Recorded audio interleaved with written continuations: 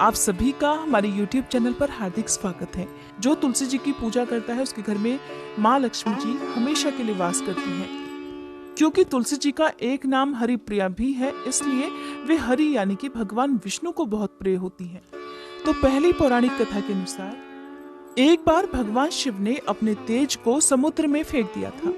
उससे एक महातेजस्वी बालक का जन्म हुआ और यही बालक आगे चलकर जालंधर के नाम से पराक्रमी दैत्य राजा बना, जिसकी राजधानी का नाम जालंधर नगरी था। दैत्यराज कालनेमी की कन्या वृंदा का विवाह जालंधर से हुआ। जालंधर महाराक्षस था। अपनी सत्ता के मद में और अपनी शक्ति के मद में चोर उसने माता लक्ष्मी जी को पाने की कामना से युद्ध किया, परंतु समुद्र से ही उत्पन्न होने के कारण माता लक्ष्मी ने उसे अपने भाई के रूप में स्वीकार कर लिया। वहां से पराजित होकर वह देवी पार्वती को पाने की इच्छा से कैलाश पर्वत पर गया।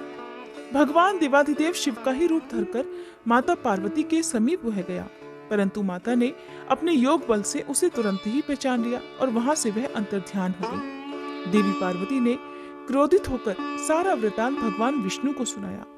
जालंधर की पत्नी वृंदा अत्यंत पतिव्रता स्त्री थी। उसी के पतिव्रत धर्म की शक्ति से जालंधर ना तो मारा जाता और न ही पराजित होता था। इसलिए जालंधर का नाश करने के लिए वृंदा के पतिव्रत धर्म को भंग करना बहुत जरूरी था। इसी कारण भगवान विष्णु एक ऋषि का वेश धारण करके वन में जा पहुंचे, जहां पर वृंदा अकेली भ्रमण कर रही थी। भगवान के साथ दो मायावी राक्षस भी थे, जिन्हें देखकर वृंदा भयभीत हो गई। ऋषि ने वृंदा के सामने क्षण भर में ही दोनों को भस्म कर दिया। उनकी शक्ति देखकर वृंदा ने कैलाश पर्वत पर महादेव के साथ युद्ध कर रहे अपने पति जालंधर के बारे में पूछा। तब ऋषि ने अपनी माया से दो वानर वहां प्रकट किए। एक वानर के हाथ में जालंधर का सिर था और दूसरे के हाथ में धड़। अपने पति की यह दशा देखकर वृंदा मूर्छित होकर गिर पड़ी। होश में आने पर उन्होंने ऋषि रूपी भगवान से विनती की कि वह उसके पति को जीवित कर दे। तब भगवान ने अपनी माया से फिर से जालंधर का सिर धड़ से जोड़ दिया, परंतु स्वयं भी वह उसी शरीर में प्रवेश कर गए। वृंदा को इस छल का जरा भी आभास नहीं हुआ। जालंधर बने भगवान के साथ वृंदा पतिव्रता का व्यवहार करने लगी, जिससे उसका सतीत्व भंग हो गया। ऐसा होते ही वृंदा का पति, जो महादेव से युद्ध कर रहा था, जालंधर युद्ध में हार गया और उसका वध कर दिया गया। इस सारी लीला का जब वृंदा को पता चला तो उन्होंने क्रोधित होकर भगवान विष्णु को शिला होने का श्राप दे डाला और स्वयं भी सती हो गई। जहाँ पर वृंदा भस्म हुई वहाँ तुलसी जी का पौधा उगा। भगवान विष्णु ने वृंदा से कहा, हे वृंदा, तुम अपने सतीत्व के कारण मुझे लक्ष्मी जी से भी अधिक प्रिय हो गई हो। अब तुम तुलसी के रूप में सदा मेरे साथ रहोगी। जो भी मनुष्य मेरे शालिग्राम रूप के साथ तुलसी जी का विवाह करेगा, उसे इस लोक और परलोक में विपुल यश की प्राप्ति होगी। जिस घर में तुलसी जी होती है वहाँ यम के दूत भी असमय नहीं जा सकते। गंगा जी और नर्मदा नदी के जल में स्नान और तुलसी जी का पूजन एक बराबर माना जाता है। चाहे मनुष्य कितना भी पापी क्यों न हो, मृत्यु के समय जिसके प्राण मंजरी रहित तुलसी और गंगा जल मुख में रखकर निकल जाते हैं, वह पापों से मुक्त होकर वैकुंठ धाम को प्राप्त हो जाता है। जो मनुष्य तुलसी और आंवलों की छाया में अपने पितरों का श्राद्ध करता है, उनके पितरों को मोक्ष मिल जाता है। अब सुनिए तुलसी माता की दूसरी कहानी। कार्तिक के महीने में सभी औरतें तुलसी माता को सींचने जाया करती। सब तो सींच कर आती, परंतु एक बूढ़ी माई आती और कहती, हे तुलसी माता, सत की दाता, मैं बिड़ला सींचूं तेरा, तू कर निस्तार मेरा।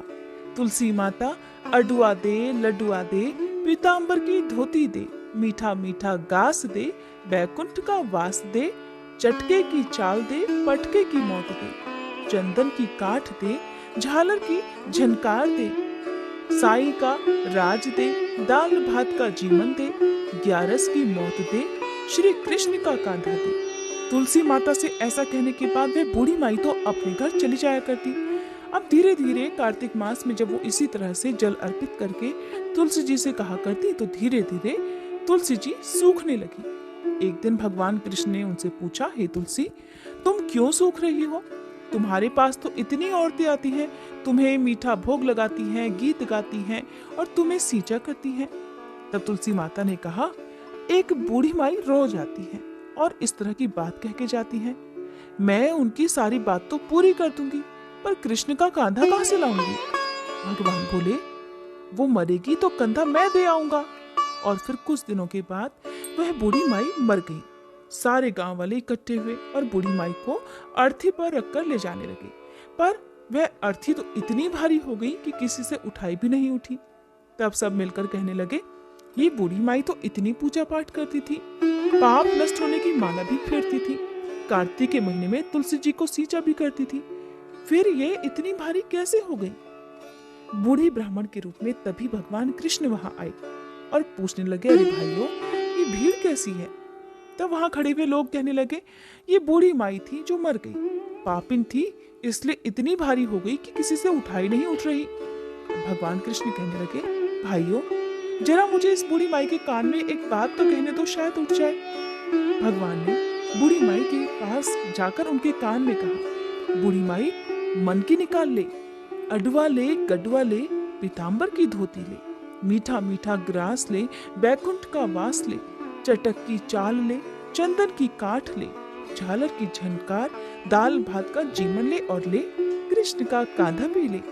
इतना सुनना था कि बुढ़िया हल्की हो गई और भगवान अपने कांधे पर उसको लेकर चले गए। फिर बुढ़िया को मुक्ति मिल गई। जिस दिन बुढ़िया की मृत्यु हुई वह दिन एकादशी का दिन था। कहते हैं कि एकादशी के दिन यदि किसी की मृत्यु हुई हो तो उसको मोक्ष मिल जाता है। हे तुलसी माता, जैसे मुक्ति बूढ़ी माई की वैसे ही हमारी भी करना, और जैसे उनको कंधा मिला वैसे ही हमें भी कान्हा जी का कंधा देना। प्रेम से बोलिए, तुलसी माता की जय, श्री कृष्ण भगवान की जय।